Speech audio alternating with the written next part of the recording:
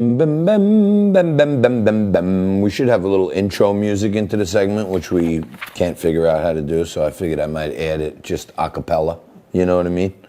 A cappella, y'all.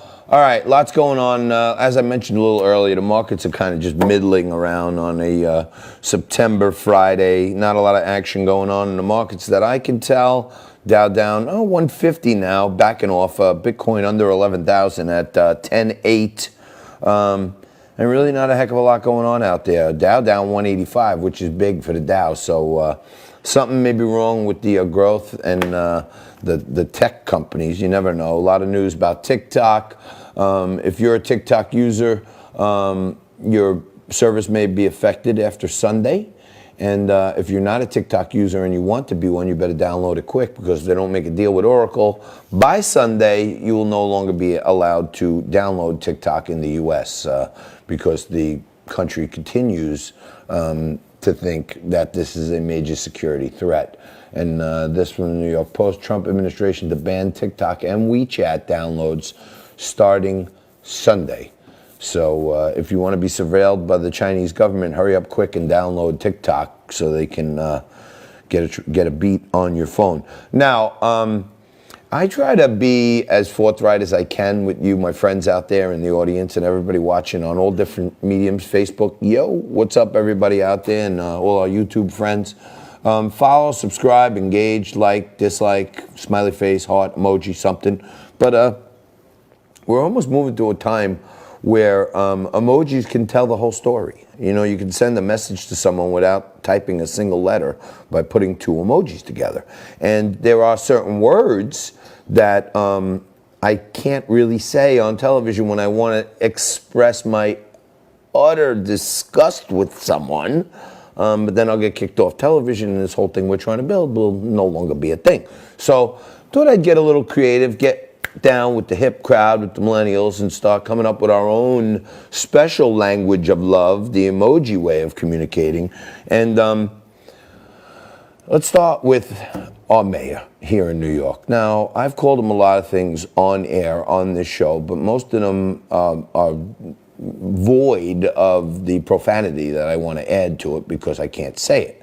So I came up with this emoji that I'll use from time to time, and you just figure it out on your own there. You know, everybody knows what the eggplant means in emoji world, and it's not an eggplant parm. If you put the eggplant with that thing there, then, you know, many people think that that means something. And, you know, it may go by the initials J-O. But that's the mayor, and that's what I think of him. And we're going to use, anytime I talk to him about him now, we're going to use that. And other people, I was, you know, taught this by some younger kids. I used to be a high school football coach, but I guess in youthful millennial land, if a person wants to engage in relations with someone else, they may put these two emojis together with the OK sign and a finger going in it, like that.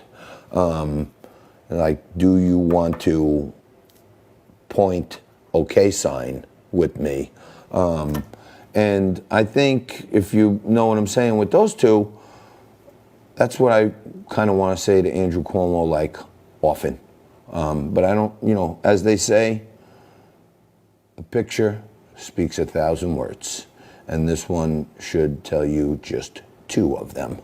And I want to say that to the governor all the time. So moving along, we'll use them from time to time for those of you who are in on the joke, okay? You know where we're going now, okay? We'll just keep building those up as I come up with more creative emojis, and we'll refer to people profanely by not saying a single word, but showing a photo, which is, to me, benign, but it makes the point.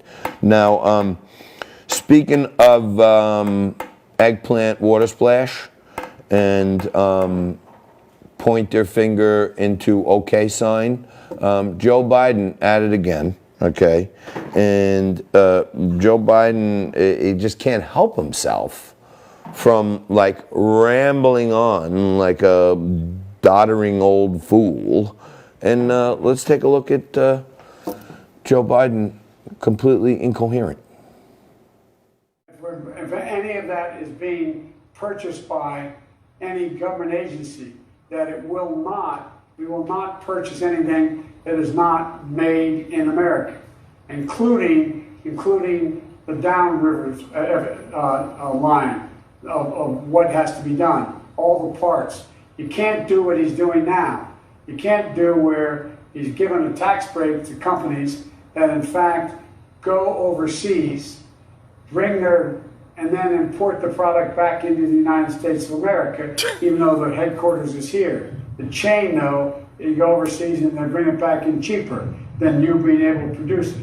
And so I'm going to make sure that it's made in America. I believe, and I mean that. We've been talking about this policy for 100 years.